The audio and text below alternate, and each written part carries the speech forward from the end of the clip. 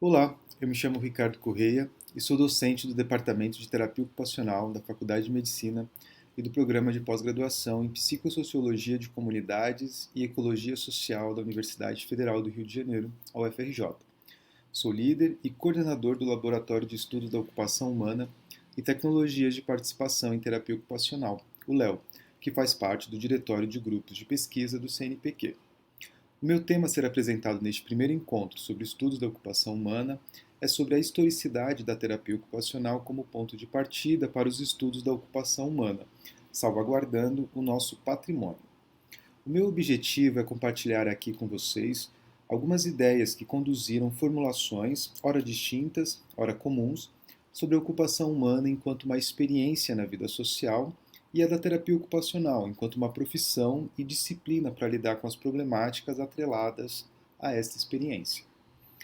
Estas ideias que compartilho aqui com vocês foram organizadas metodologicamente a partir da historicidade destes fenômenos, ocupação e terapia ocupacional, que compreende mais do que o resgate de registros do passado e a sua descrição, e sim uma garimpagem do passado conduzida pelas problematizações postas no presente e que necessitam de novas formulações para lidar com as questões do futuro próximo. Em linhas gerais, esta reconstrução histórica é a sistemática, o que significa que diferentes fontes da literatura e documentais foram consultadas e uma síntese foi produzida para facilitar a sua exposição. Obviamente que as minhas leituras e análises também foram importantes para organizar as fontes e destacar as problematizações que, em sentido geral, consistiram em demonstrar os diferentes sentidos empregados ao longo da história sobre a ocupação e as fragilidades e acirramentos, sobretudo no contexto da terapia ocupacional do Brasil, entre ocupação e atividade, e o que isso produziu de efeitos positivos e também negativos na área. Eu tento defender com a historicidade sobre os fenômenos investigados, ocupação e terapia ocupacional, que as formulações enquanto ideias, valores e crenças e modos de operar entre sujeitos constituem um patrimônio que necessita ser salvaguardado, a fim de evitar erros históricos, anacronismos e rechaços enunciados como hegemônicos, mas descontextualizados de um processo de constituição sobre ocupação e terapia ocupacional de forma mais ampla, complexa e crítica. Bem, a história da terapia ocupacional, sobretudo a dos anos iniciais de sua fundação e institucionalização nos Estados Unidos no começo do século XX, assim como os processos anteriores a este relacionados aos diferentes usos da ocupação no começo do século XIX, nos possibilita compreender as formulações teóricas, metodológicas e políticas sobre uma apreensão da experiência humana relacionada ao agir transformador entre pessoa e ambiente, que denominamos aqui como ocupação humana. Em linhas gerais, esta historicidade nos permite compreender as formulações sobre a constituição de uma profissão denominada terapia ocupacional e os fundamentos teóricos e também metodológicos sobre o seu objeto de estudo e intervenção, novamente denominado aqui como ocupação humana. Há diferentes compreensões em terapia ocupacional sobre o objeto de estudo e intervenção, que corresponde a um fenômeno amplo e complexo, tratado por diferentes perspectivas, que, sem a pretensão de esgotá-las, iremos abordar desde uma perspectiva sociocultural, como também interdisciplinar e disciplinar. Abordaremos também que os aspectos materiais e simbólicos, intelectuais, políticos e culturais que foram desenvolvidos ao longo desta historicidade para o tratamento da ocupação humana como experiência e que, portanto, colaborou com uma das compreensões sobre objeto de estudo em terapia ocupacional, pode ser denominado como um patrimônio da área e que, portanto, necessita ser salvaguardado. Isso quer dizer, existe um compromisso técnico e ético de terapeutas ocupacionais de desenvolver, expandir, popularizar, democratizar, garantir e proteger as produções sobre este fenômeno ocupação humana. E, para tanto, coloca aqui 3 caminhos para esta salvaguarda. O primeiro está relacionado com o nosso compromisso disciplinar, ou seja, nos comprometermos com o desenvolvimento e fortalecimento dos estudos da ocupação humana em terapia ocupacional, evitando as tentativas de hegemonias e perspectivas únicas que reduzem e simplificam a produção científica. Ao contrário disso, devemos trabalhar no alargamento dos fundamentos teóricos e metodológicos da área, tensionando as suas estruturas epistêmicas e tecnológicas. O segundo está no compromisso interdisciplinar e interprofissional, ou seja, em nossa capacidade de tecer relações e contribuições do nosso conhecimento com outras disciplinas. Trata-se de ir para fora e estreitar diálogos que colaboram na compreensão e respostas concretas às demandas cada vez mais complexas da sociedade e que, portanto, só podem ser respondidas pela ação interdisciplinar. E o terceiro está no compromisso irredutível de popularizar e democratizar os conhecimentos em terapia ocupacional. Para isso, é necessário aqui desapegar-se um tanto da ideia de disciplina acadêmica e caminhar numa direção da terapia ocupacional como direito social. Neste sentido, trata-se de um alcance da terapia ocupacional nas demandas da sociedade, as mais diversas possíveis, ampliando e consolidando uma representação social da profissão que nos permita atender e ser de forma coerente com tudo aquilo que construímos e acreditamos ser enquanto terapeutas ocupacionais. Por isso, este compromisso nos exige criar contornos e compreensões sobre a terapia ocupacional a partir do ponto de vista das visões de mundo dos sujeitos com quem lidamos. Assim, a ideia de patrimônio aqui tratada compreende a produção e proteção cultural, política e intelectual da terapia ocupacional, produzida por seus agentes, terapeutas ocupacionais e outros que dela necessitam ou podem necessitar. Sobre isso, falaremos especificamente sobre os estudos da ocupação humana, um patrimônio da terapia ocupacional que, ao menos no Brasil, faz parte de uma arena de disputas importantes de narrativa sobre os referenciais teórico-metodológicos que constituem a área. Tal disputa tem a ver com os debates terminológicos e epistêmicos sobre ocupação e atividade, que, de modo geral, apreendem escolhas distintas de referenciais teóricos e metodológicos sobre os conhecimentos e práticas da terapia ocupacional, bem como sobre as forças políticas que as determinam.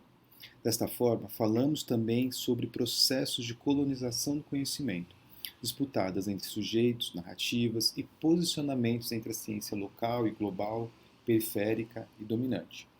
sem pretensões de resolver as problemáticas que aparecem e, sim, buscar a compreensão sobre elas, seus funcionamentos, implicações e possíveis saídas que servirão para um determinado tempo e grupo de sujeitos, nos parece interessante ampliar o debate sobre os estudos da ocupação humana e os seus rebatimentos na área de terapia ocupacional, compreendendo estes processos e os seus elementos enquanto um patrimônio da área.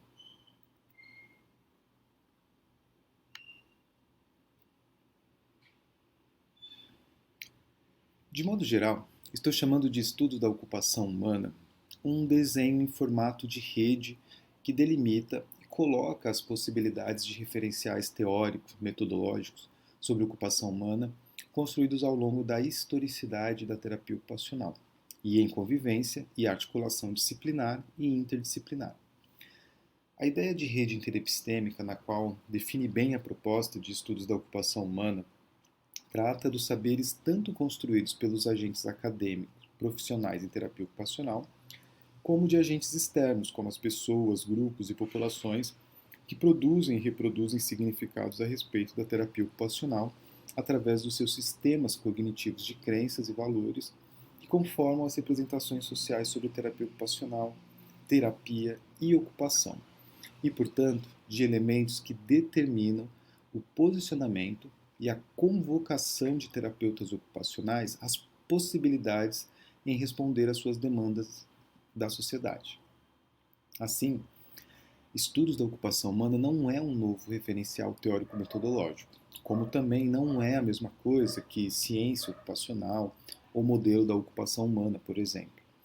Reforçando aqui a proposta, os estudos da ocupação humana é um campo de estudos, em formato de rede, como um sistema que articula diferentes perspectivas teóricas e metodológicas sobre o objeto denominado ocupação humana.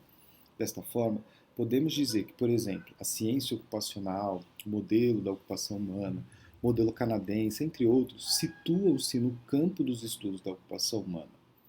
Observa-se nesta proposição que há referenciais mais centrais nesta rede, que são, portanto, mais disciplinares à terapia ocupacional,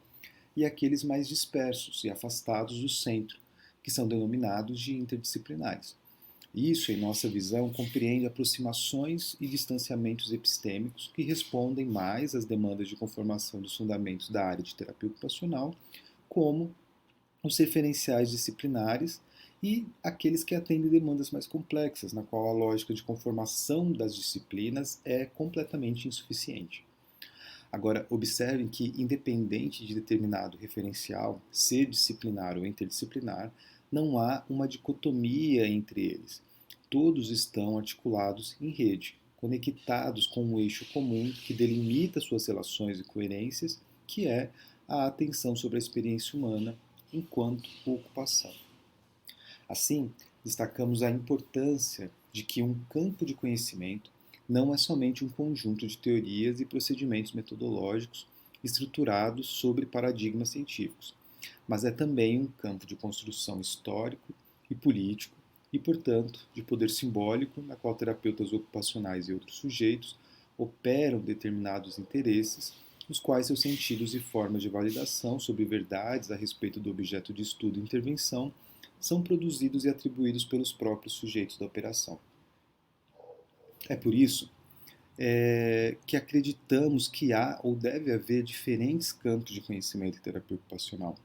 Para tanto, temos o compromisso de recorrer aos processos históricos e verificar, atualizar e atribuir significados coerentes com o tempo analisado, aos referenciais teórico-metodológicos que estruturam os conhecimentos e práticas em terapia ocupacional. Recorrendo à historicidade. Terapia ocupacional e ocupação humana são construtos que se referem a fenômenos com convergências de interesse. No entanto, possuem também histórias e constituições distintas, que lhe atribuem especificidades e uma certa autonomia. Isso significa dizer que a profissão e a disciplina terapia ocupacional não é dependente dos estudos da ocupação humana e vice-versa. Essa leitura é importante compreendermos, pois trata os elementos constituidores da terapia ocupacional e dos estudos da ocupação humana como processos distintos, mas convergentes. Em linhas gerais, é sabido que as ocupações fazem parte da ontologia humana. Isso significa dizer que o processo de humanização ou da compreensão da essência humana é dada pelos processos ocupacionais, ou seja, seres humanos se tornam humanos a partir do momento que interagem com o ambiente e vice-versa, produzindo modificações em suas formas de adaptação e transformação. Ao longo da pré-história e história antiga, observamos que as ocupações tiveram importância nas formas de organização social, na produção de técnicas e instrumentos, no conhecimento da realidade e em seu controle, entre outros, que produziram formas de organização no espaço social, bem como seus sistemas de crenças, valores e bens materiais. Estas formas de organização, baseadas na leitura do envolvimento ocupacional ao longo do tempo, produziu tanto melhores condições de vida aos seres humanos, como, por exemplo, as formas de se proteger, se alimentar, cuidar de si e do grupo, avanços nas técnicas de trabalho, entre tantas outras, mas também produziram acirradas assimetrias compreendidas enquanto desigualdades sociais, dados sistemas de crenças, valores e bens materiais que foram colocados em disputas por busca de verdades e hegemonias. Descentrando a perspectiva exclusiva do Ocidente, podemos perceber diferentes sistemas de organização social baseados na ocupação ao longo da história da humanidade. Os diferentes processos em que as ocupações estiveram envolvidas nas estruturas civilizatórias demonstram, por exemplo, em uma passagem rápida do período primitivo, clássico, até a Idade Média, os diferentes significados das ocupações e os seus usos políticos. Isso nos ajuda a compreender que as ocupações são sempre experiências que se manifestam material e simbolicamente em um determinado tempo e espaço, dadas as condições culturais para o seu compartilhamento, desenvolvimento e evolução. Bem, mas esta rápida história em nada nos diz sobre a terapia ocupacional, porém nos ajuda a compreender e a encontrar elementos históricos, culturais e políticos sobre os fundamentos dos estudos da ocupação, ou como bem foi tecido no trabalho da terapeuta ocupacional Annie Wilcock, na busca por elementos antropológicos e arqueológicos sobre a experiência humana enquanto ocupações. Na passagem ocidental da Idade Média para a moderna, no século XII, observamos uma mudança política e cultural importante, decorrente das novas tecnologias de dominação entre os povos e nações como os processos de invasão e colonização, que acentuam e estreitam as relações locais e globais, isso entre os séculos XIII e XVI. Já no século XVII, observamos a constituição dos Estados-nação, o declínio de poderes religiosos, sobretudo o cristianismo, o surgimento das figuras de descentralização política, reformas republicanas e a produção científica, tecnológica e jurídica como bases determinantes para o surgimento e institucionalização do Estado. E, na sequência, as primeiras revoluções industriais no começo do século XVIII, decorrentes do desenvolvimento dos processos históricos antecedentes. É neste período que podemos localizar as primeiras formulações do que há quase 2 séculos depois viria a se tornar a terapia ocupacional. Neste contexto, é interessante destacarmos brevemente a proposição do tratamento moral por Philippe Pinel na França, na qual a ideia de ocupação é colocada como, entre aspas, forma de tratamento cuidado. Recorde-se que o tratamento moral era uma prática médica institucional que consistia no treinamento de pessoas consideradas loucas ou que desviavam a lógica social da época. Nesta época, por sua vez, consistia-se em um período de intensa modificação das cidades, decorrente dos processos de materialização e estruturação do espaço social, como resposta e projeto de um sistema industrial capitalista. Desta forma, é importante não dissociarmos o tratamento moral e a ideia de uso de ocupações como forma de tratamento ao sistema cultural modernizante e capitalista do século XVIII. É por isso que o tratamento moral tinha como estrutura material e manejo o treinamento de trabalhos majoritariamente relacionados ao sistema industrial, que nada mais era do que aquele que se encontrava no contexto das grandes cidades industriais. Assim, a perspectiva moral desta forma de tratamento consistia em uma tentativa de reconectar os loucos a um sistema culturalmente civilizatório capitalista. Com a expansão do sistema industrial e capitalista nas grandes nações europeias e em suas colônias, sobretudo as anglófonas, o tratamento moral se expandiu rapidamente e teve o seu apogeu no começo do século XIX, período também que observamos o surgimento de um importante movimento contra-industrial chamado Movimento de Artes e Ofícios. De forma geral, o movimento de artes e ofícios buscava o retorno de um fazer humano genuíno, singular e não alienante, se posicionando, portanto, contra os efeitos do sistema cultural instituído pelo fazer massificante industrial.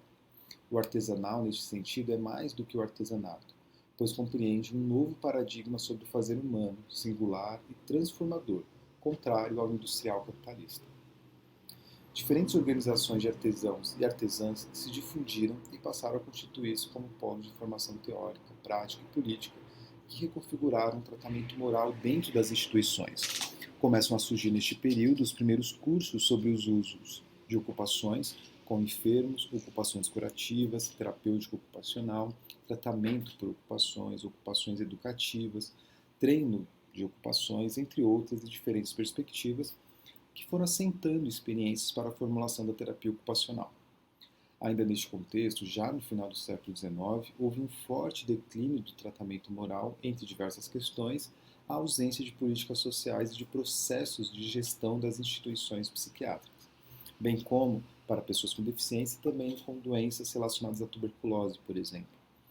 Neste período, houve nos Estados Unidos um processo importante chamado de reforma social, na qual diferentes movimentos sociais buscavam uma reformulação do Estado enquanto o provedor e ordenador de direitos sociais da população. Mesmo sendo um movimento inconcluso, com efeitos adversos até hoje nesse país, ainda assim observou-se uma efervescência de movimentos sociais e projetos que incitaram políticas públicas, bem como a institucionalização e o compromisso técnico, ético e político de muitas profissões que foram gestadas naquela época, como foi o caso da terapia ocupacional. Destaca-se assim o surgimento da Hull House, uma casa de assentamento social com proposições sobre a reforma social dos Estados Unidos, criada, organizada e gestada por mulheres sufragistas que acolhiam pessoas em vulnerabilidades sociais a partir de projetos de atenção e cuidado baseados na ocupação. A perspectiva de cuidado da Hull House era sustentada pelos estudos da filosofia pragmatista, corrente filosófica criada na Escola de Chicago, que, em linhas gerais, compreendia a experiência do fazer como a ordenadora da razão e do pensamento. Por isso, para o pragmatismo, as ocupações eram determinantes na constituição dos sujeitos bem como nos processos de transformação social. Pessoas que protagonizaram a Hull House e a filosofia pragmatista, que fundamentaram as proposições sobre a ocupação, foram Jane Addams, Ellen Starr, John Dewey. Eleanor Clark Sligo, uma assistente social entusiasta dos trabalhos da Hull House e do tratamento moral, tendo trabalhado em diferentes instituições junto com Adolf Meyer, organiza as primeiras bases sobre o uso de ocupações para a formação de terapeutas ocupacionais, que, ancoradas na filosofia pragmatista, propõem, além da formação, a primeira abordagem considerada em terapia ocupacional, que foi o treinamento de hábitos, que consistia no envolvimento de ocupações para a organização do tempo, a partir do equilíbrio entre as ocupações de descanso, trabalho e lazer.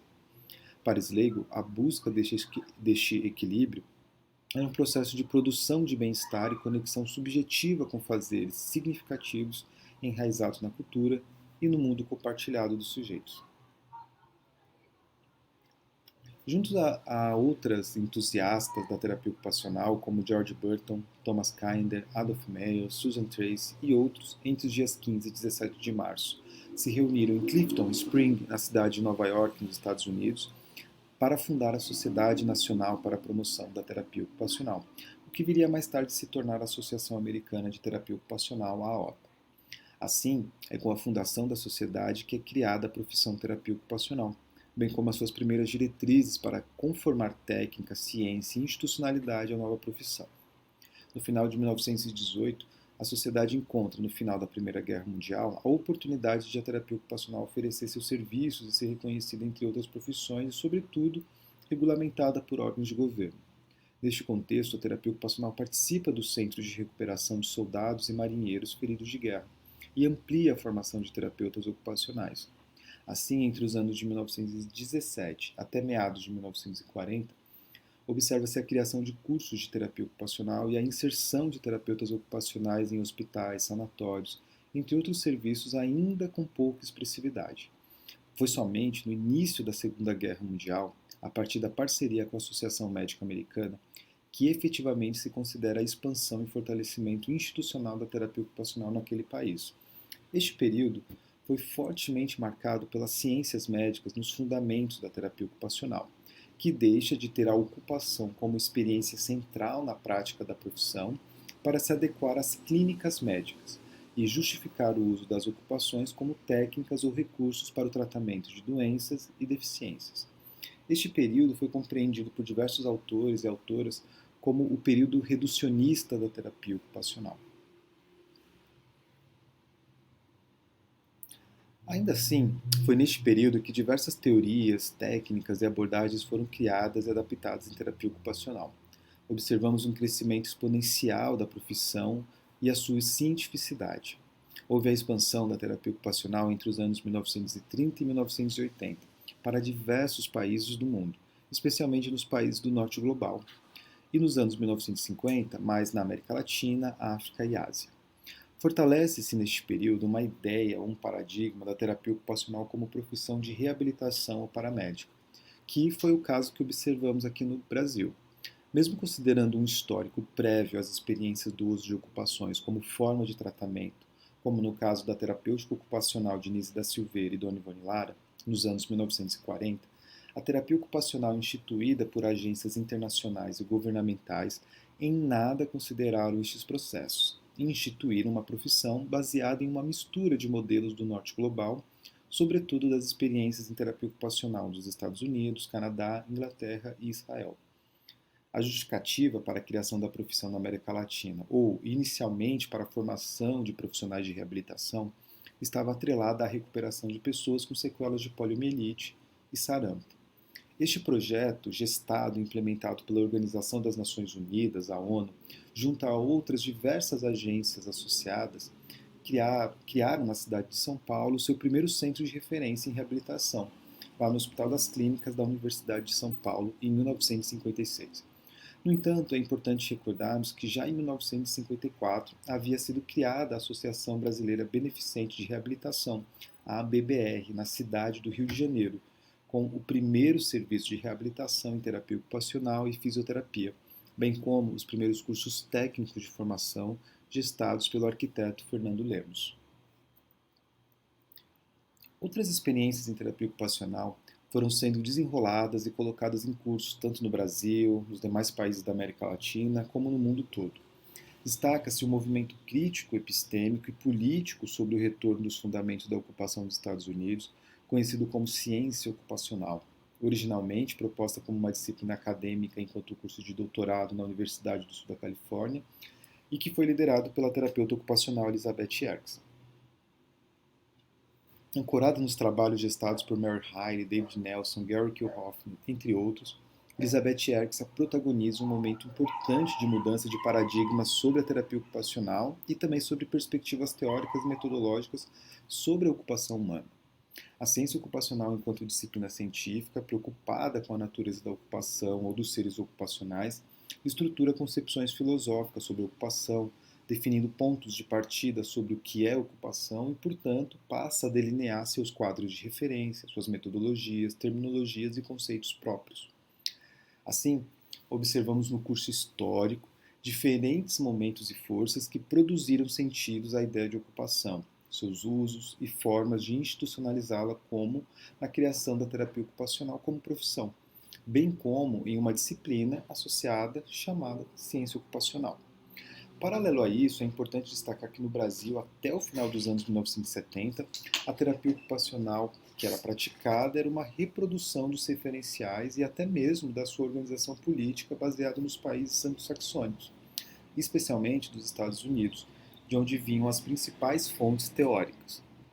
Na década de 1970, houve uma forte organização social no Brasil no movimento de luta pela redemocratização do país, lembrando que vivíamos em um sistema político-militar ditatorial.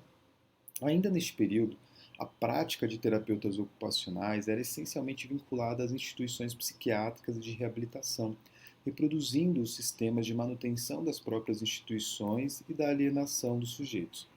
Havia ainda uma redução da terapia ocupacional às atividades como recursos voltados para a ideia de ocupação do tempo ocioso, o que, de certo modo, colaborou para difundir uma representação da terapia ocupacional como uma prática de entretenimento dentro das instituições sem saber científico e social. Contudo, dado o contexto político da época, terapeutas ocupacionais inseridas nos processos de mudança do Estado, em ações como a reforma psiquiátrica e sanitária, foram reconhecendo esses processos como forças transformadoras de suas práticas profissionais.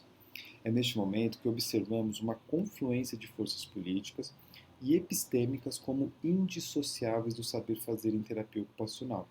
passando a centralizar o seu compromisso técnico na cidadania e nos direitos sociais. Por isso, passamos a observar uma terapia ocupacional mais crítica, que desvela camadas de construção da realidade, intersecciona forças que participam dos processos que promovem a participação e a exclusão de pessoas, grupos e populações. Este período brasileiro é identificado nos trabalhos da professora Sandra Galego como o da construção de uma terapia ocupacional crítica. No entanto, mesmo com os diferentes processos que se engendram historicamente, observa-se dissidências na constituição da terapia ocupacional no Brasil e as formas de operar a sua institucionalidade, deflagradas pelos agenciamentos entre terapeutas ocupacionais, sobretudo daqueles com maior poder institucional, como os acadêmicos, que irão lançar mão de estratégias como estruturas curriculares, formação continuada, documentações em formatos de artigos e revistas científicas, eventos, pesquisas e grupos de pesquisa, ações de extensão, entre muitas outras, que irão conformar um grande campo de forças e poder simbólico e político que, de forma geral, colocará a ocupação humana, ao longo dessa história, em contraposição à ideia de atividade humana. Neste período, observou-se também uma forte proposição da filosofia marxista com cunho metodológico a partir do materialismo histórico, como suporte para a compreensão do objeto de estudo em terapia ocupacional e o seu posicionamento político e social enquanto profissão, com as demandas que passavam a ser incorporadas pela profissão na época.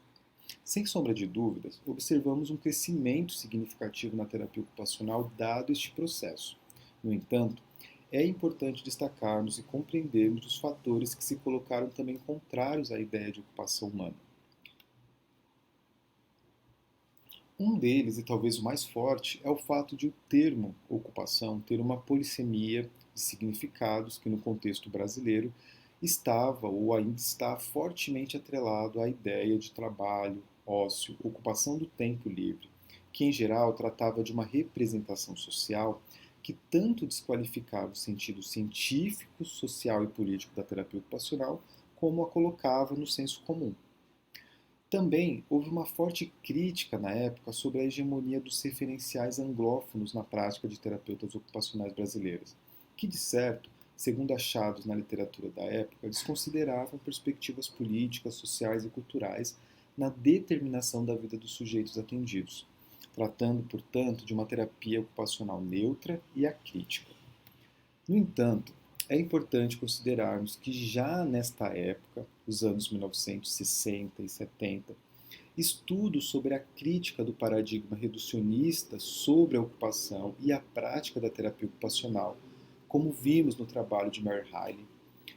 já vinham sendo colocadas em curso. Perspectivas interdisciplinares da psicologia, filosofia, até mesmo perspectivas marxistas já eram verificadas nestas publicações de terapeutas ocupacionais anglófonos. Outro aspecto importante de ser questionado e melhor investigado é referente aos problemas terminológicos e conceituais sobre ocupação no contexto brasileiro, para além da terapia ocupacional, pois o termo ocupação é empregado por outras disciplinas e instituições, como a geografia, quando ela se refere à ocupação como um fenômeno humano de uso do espaço social, ou nos estudos urbanos, quando a ocupação é empregada enquanto apropriação de espaços públicos e privados da cidade, ou mesmo no Instituto Brasileiro de Geografia e Estatística, o IBGE, quando a ocupação é empregada enquanto emprego ou profissão da população. Assim, mais do que os problemas em torno do significado do termo ocupação para a terapia ocupacional, parece ser o termo ocupacional atrelado à ideia de terapia, uma relação de qualificação complexa e representacional no senso comum, que, ao ser incorporado como nome da profissão, encontra tensões, limites e possibilidades de sua conformação enquanto área de conhecimento.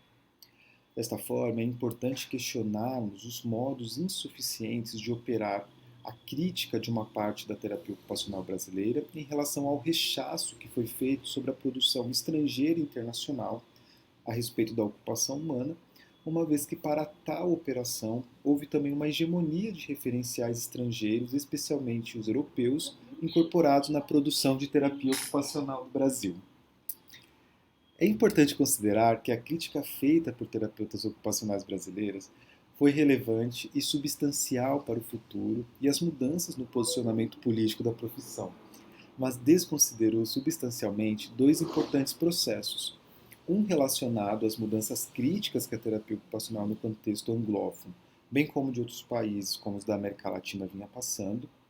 e o problema da escolha política pelos referenciais que foram denominados como críticos, pois colocou-se os referenciais da terapia ocupacional anglófona como hegemônica, mas a mesma análise não foi feita para os referenciais, sobretudo os das ciências humanas e sociais, oriundo dos países dominantes como Inglaterra e França, principalmente, que do mesmo modo que são compreendidos hoje como referenciais ocidentais, brancos e héteros, que trataram de realidades europeias muito distantes das vivenciadas em nossa realidade, hoje também são considerados, portanto, de referenciais hegemônicos. Assim, a justificativa de que a atividade humana é situalmente cultural e transformadora, dada a sua ancoragem na perspectiva da praxis, é genuinamente coerente à perspectiva marxista e do materialismo histórico, mas é um sentido atribuído pelas teorias empregadas a este termo. Isso, em hipótese alguma, faz da ocupação humana o seu contrário, ou seja, uma prática não situada e alienante.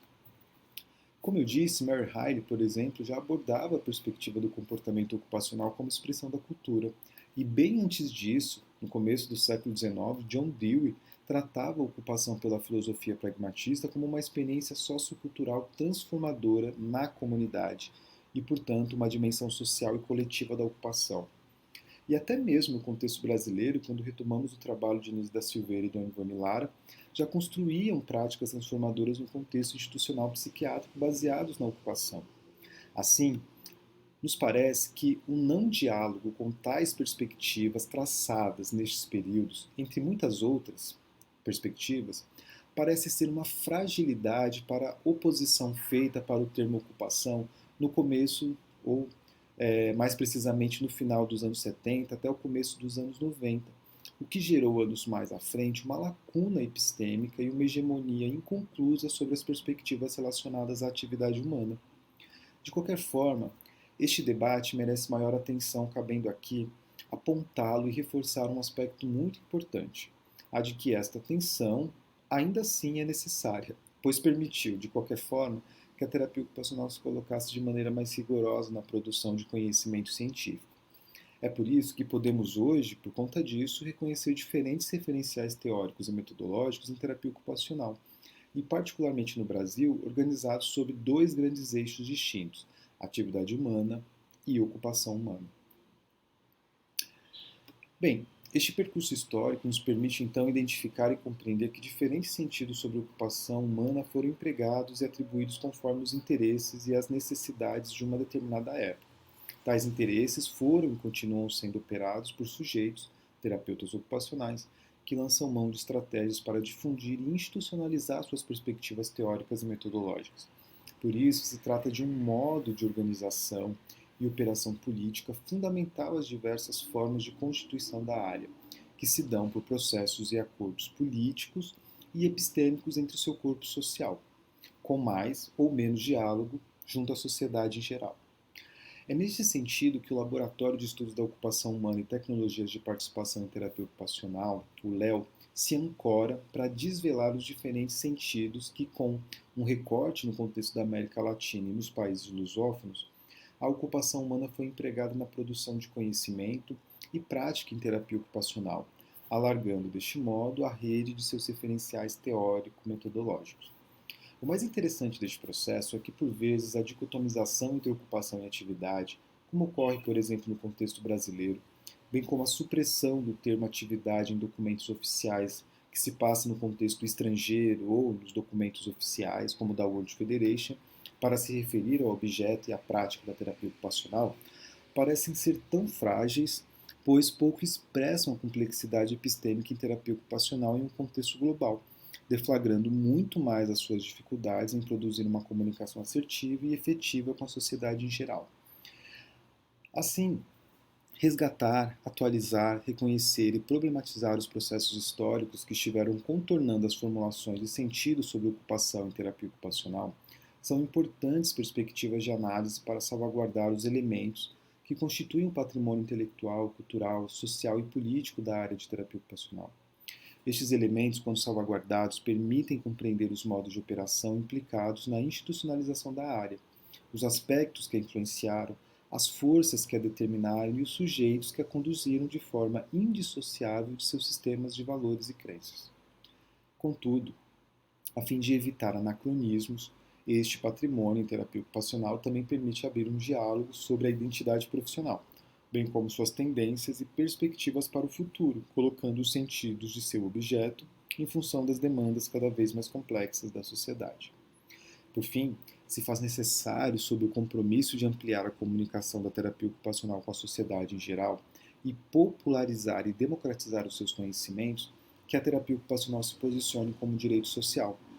E, para tanto, precisa se fazer inteligível e dialogar com as representações sociais postas na vida cotidiana das pessoas leigas, ao mesmo tempo que tensionar e propor novas estruturas representacionais na vida cotidiana.